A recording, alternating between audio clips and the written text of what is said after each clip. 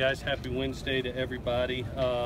Good day for us, really situational day for us in two areas, really re-emphasizing our third downs, which I think are going to be critical, especially defensively. You know, looking at tape, obviously this is a team that can be a no-huddle team and has history on their staff of working no-huddle and being able to get off the field defensively where those plays don't climb up on what's going to be a hot day. I think is going to be imperative. The other thing that that you felt today was us really working our coverage lanes. Going and continue watching tapes, you see how dangerous Darius Phillips is and why he was the special teams MAC Player of the Year last year. He is one that can not only make you miss, but if he gets behind coverage, he's gone. He has that type of speed. Very, very dangerous. So we put a lot of work into that today. Injury-wise, it was good. Vianney had another full day today. Felt really good. Daniel got even more work. He looks, I've talked to him, feels about 95%, so he's in an area where he can help us hopefully Saturday. The only injury coming off yesterday really that got us was Liam, high ankle sprain. X-rays were negative, and that we'll see how long that takes to get back. With that, I'll take any questions you got. Is there anything going on with Jalen? Jalen Green today, was he? No, he was fine. He was fine. Yeah, he was fine. Yeah, besides running a bunch of routes on a hot day, that was about it. Coach, when you're evaluating what's best for your team, how do you measure the difference between tenure, person that's been here for a couple of years, versus talent?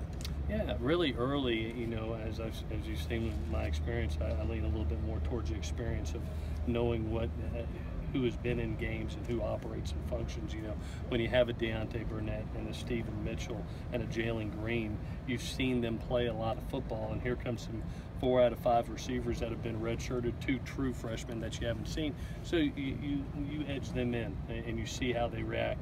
Like I said the other day, usually I can see right when I get in the first huddle, you can literally go around and go, yeah, he's fine, yeah, he's fine, yeah, oh God, there's the eyes that are that big.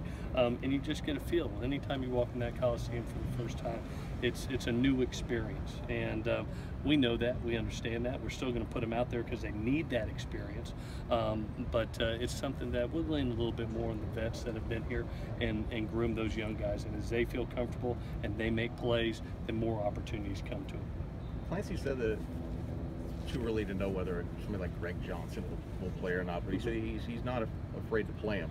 What have you seen from him where he's at that point? Yeah, he's one of those natural players that you know, we saw in high school play offense and defense. His football instincts really jump out at us, and he's a kid that, you know, we're committing to playing this year right now because we feel like he could be a really good special teams player for us and help us with depth in the defensive back area. So I know Clancy's got confidence in him, and as a true freshman, that says a lot. You know, when you're talking about Clancy, his trust is very, very important for kids to get in game, and Greg's had a good camp, and he's shown that he's a thought in Clancy's thought process of developing him and getting him ready for some time in the season.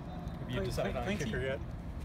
I'm going to watch the film today. I'm going to visit with the kids tonight or in the morning, and then I'll announce tomorrow. But I'm going to view the tape tonight. You got a little hands-on with them in the break there a little bit. Yeah, you know, we've done that the last kind of 2 weeks of just, you know, having that pressure situation with the head coach breathing down your neck, and they know every kick matters, and it's really been a good 2 weeks for us to see who is consistent. I do want to have a chance to go in and view the tape, talk to backs, and do out of respect to the kids, to be able to visit with them before I announce anything. Clancy kept a pretty relatively tight rotation on the defense last year. With a group that's returning a lot of experience, how do you balance, you know, keeping those guys on the field with getting guys like you mentioned, Greg, and younger guys? Yeah, definitely. You know, one of the things, if you remember, we didn't have too many guys last year. You know, our depth has all of a sudden grown proportionally, and to a point where I think they can help us. Clancy and I have talked about, you know, not just throwing guys out there to throw them out there, but guys that we trust that can help our football team. guys that we developed last year, Connor Murphy being one. You look at John Houston, Jordan Iosefa being able to help out at that dime position or that Mike position. You look at guys that, you know, are going to continue being developed, like Greg that can come in, a YK that's really, you know, had a great camp. The more that we're able to do that, Christian Rector jumps out. There's a lot more trust there now and a lot more bodies, to be honest with you. We kind of held on for dear life with that group last year, but now we've got better depth, and that's one of the things I know Clancy wants to push towards, is to be able to keep our guys fresh. Is Wally one of those guys too? Yeah, definitely. He's working with the 2 deep right now and doing a nice job and continuing to develop. And just to see him from snap one of when he first got here to where he is now, it's night and day. And he'll continue to develop, and he'll help us this year. What do you guys have to do Saturday when Cam can't play the first half? So what is the plan for him to do that first half? Yeah, you know, he'll come up, and by rule, he's allowed to come up and be a part of pregame warm-up. We'll warm him up. After we go in, he's not allowed to come back out till the second half. Obviously, Jordan will play Mike linebacker, and John will be the will linebacker for that first half. We have Levi ready if needed, along with Grant Moore. And then we have the opportunity to, in the second half, bring Cam back. And now all of a sudden, Jordan can help either Will or Mike position if needed. Jordan get to do the coin flip?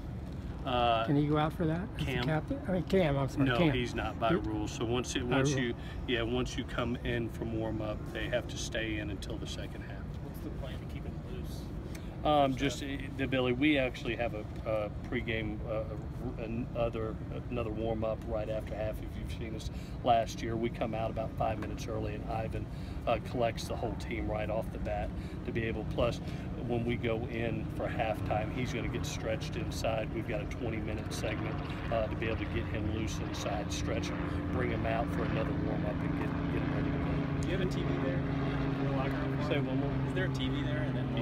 Yeah, he's going to be sitting right in my locker room, being able to watch, hopefully watch Pac-12 Network and cheer on his guys. Go one more. Yeah. Did you guys look at Pac-12 move some half times to 20 minutes from 15 minutes? Was that discussed with you guys much? I know the Pac-12 is leaning, leaning to try to shorten games, and that has been a discussion in, I think, head coach and AD meetings to try to, look at going from 20 to 15 minutes. It's something that obviously the Pac-12 will control, and will function off of it. For us as coaches, you go in, it takes you about 10 minutes to be able to, figure out the adjustments you want to make, communicate with the guys, and get back out there. So we'll do whatever the league says. But not in this game, because it's a non-Pac-12 game. Yeah, in this game, it will be 20-minute halftime. Coach, now that the preseason's all but over, what are, if any, major differences you noticed from this year's preseason to last year's? I think I said yesterday, just the being solid in the quarterback position, knowing exactly who's going to line up under center, the confidence that the kids have in Sam, I think, is one thing that stands out to me. The second year of being in a system defensively and all those veterans coming back, how fast they're playing, just have a lot more confidence in that area also. I think the biggest question mark still out there is just that young wideout core and how we operate on Saturday, and that's I can't wait to see it. I'm chomping at the bit to see how they function. Okay. Thank you guys. Thanks.